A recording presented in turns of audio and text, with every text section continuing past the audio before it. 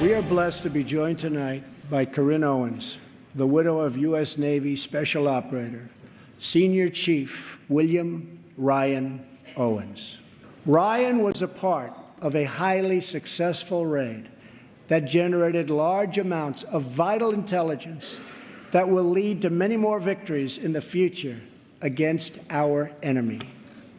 Ryan's legacy is etched into eternity. Thank you.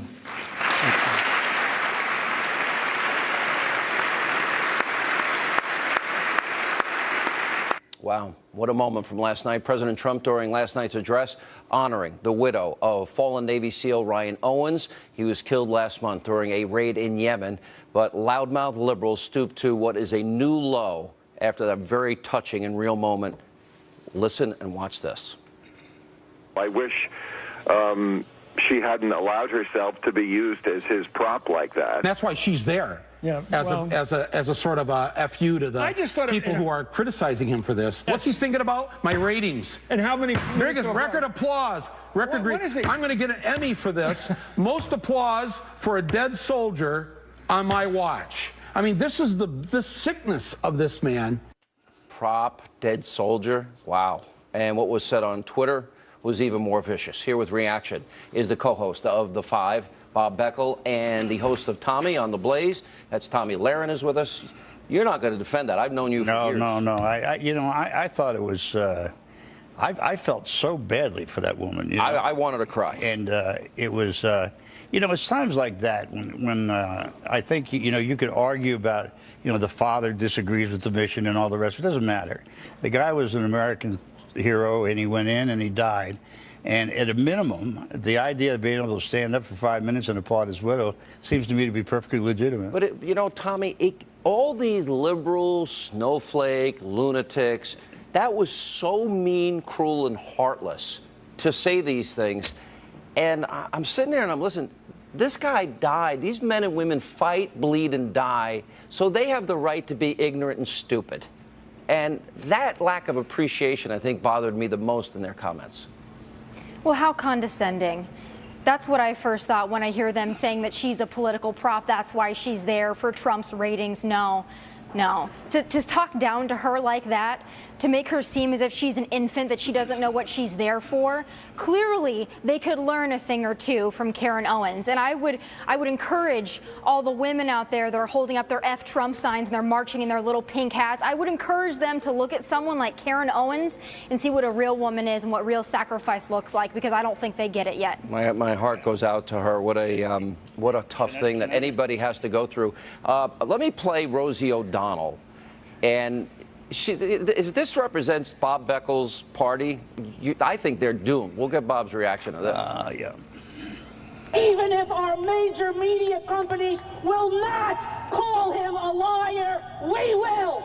He lies. He lies. He lies. He lied. To Donald Trump and his pathetic band of white, privileged, criminal businessmen,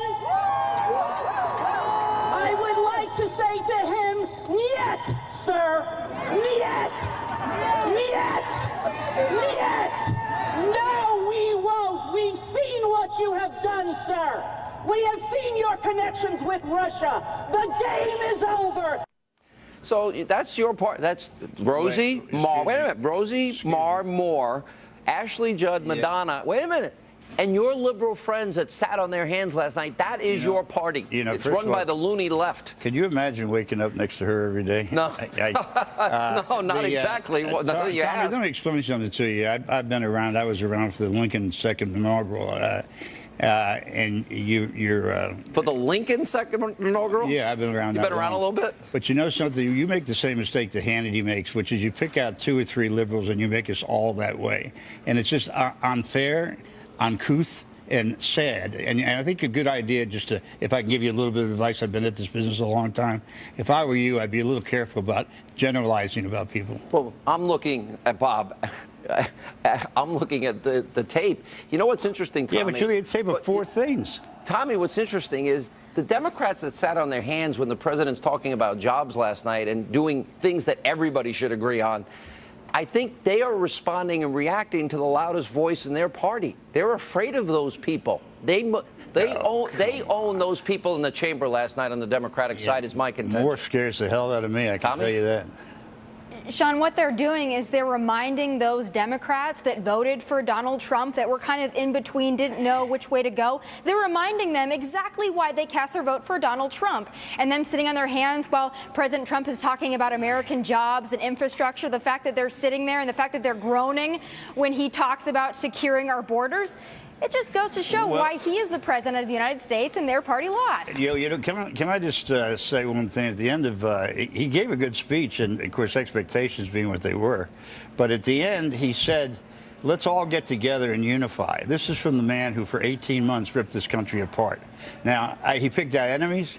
He picked out all kinds of enemies. He was cruel. And you guys, and people on your side call him a Nazi and Hitler and a fascist. I certainly didn't. You say our side. Will you stop doing that? You want to be... That is your side. You want me to lump you in with Alex Rose or whatever that idiot's name is? Alex Rose? Who's Alex Rose? Can I just say something? That fat slob who does the... We talking about Michael Morgan? No, that guy that Trump's from, the radio guy. All right, Tommy, we'll give you the last word.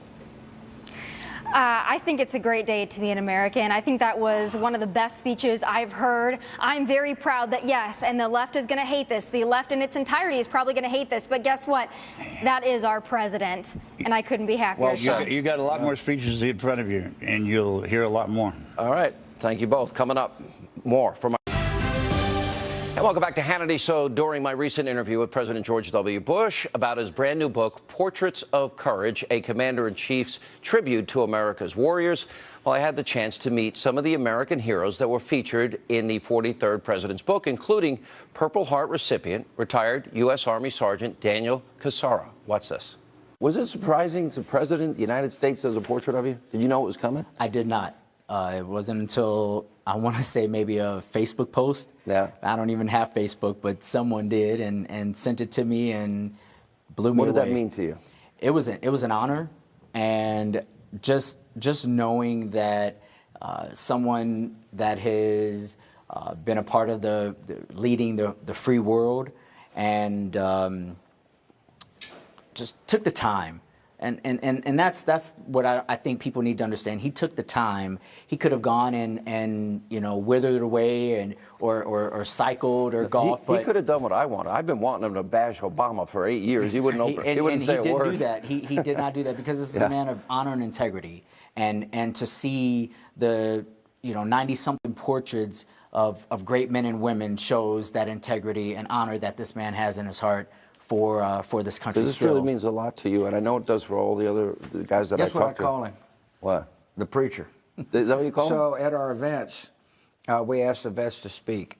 He gave one of the most stirring speeches. I've heard a lot of speeches. This guy can speak. And thank you, sir. Remember that? That was awesome. Thank you, sir. Would you consider being a preacher?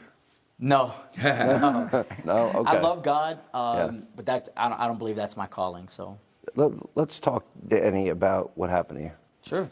So 23 September 2005, I was in South Baghdad, Iraq, and me and 5 others were in an M113 armored personnel carrier, so it's a smaller tank, basically to get us from point A to point B, and we rode over an anti-tank mine, IED, EFP, whatever it was, but it had enough power to where it flipped the tank over, killed 2 of my guys. From that, I sustained bilateral fractures to my right tibia and fibula, shattered left tibia, both of my heel and ankle bones were shattered, and a dislocated right hip. And how did you heal? How are you now?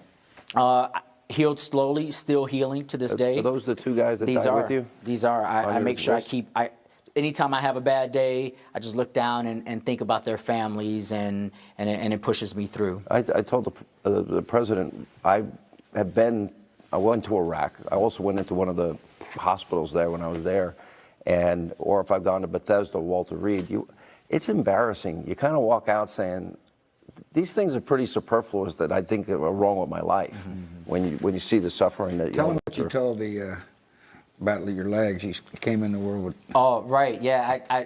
So the doctors asked me if I wanted to keep my legs. The chance of me being able to walk again was pretty low, according to them. It was early on, so they hadn't seen many cases like mine. So the question was, do you want to keep them? And I told them, I said, hey, I came in with 2, and I'd like to leave with 2. So it made it harder, your recovery? It did. It did. I remember the first time that I got out of the wheelchair to try to walk again, and I was on parallel bars, and I went half the way, with my arms, because I was strong up top. It was just, I had no mobility down below, and I'm walking, with my arms, and the physical therapist yanked on the belt that was around me, pulled me back. He said, no, that's not how this works, and just trying to put one foot in front of the other was very difficult. Because in other words, he didn't want you relying on your upper body strength. That is correct. Right, because when you walk, you rely on your lower body. And where are you now in terms of all your progress? Well, golfing and cycling. He's one of the few vets that's played golf in our tournament and rode the W100. So I'll answer the question. Yes. Yeah. He's doing damn good. Yeah, that's pretty good. That's a very accurate statement. I want to know what was the speech that so inspired the president? Do you remember what you were talking about? No, I mean, it was just about, just being there and just kind of how I felt and trying to be a voice for the men and women that were sitting there. I wanted the donors and those that were in attendance to just understand that we're not, to be looked down or saying, oh, poor warrior, poor veteran, more or less like, hey, this man or woman is at this place. What can we do to help them? I do think a lot of people don't understand the trip to Germany, the trip to Bethesda, Walter Reed, and these guys are there for a year or longer. Yeah, but most people, a lot of people, I shouldn't say most, a lot of people would look at Danny and say, I feel sorry for you. You would hate that. I really would. I respect your courage. I think the single most special quality, character trait, is courage.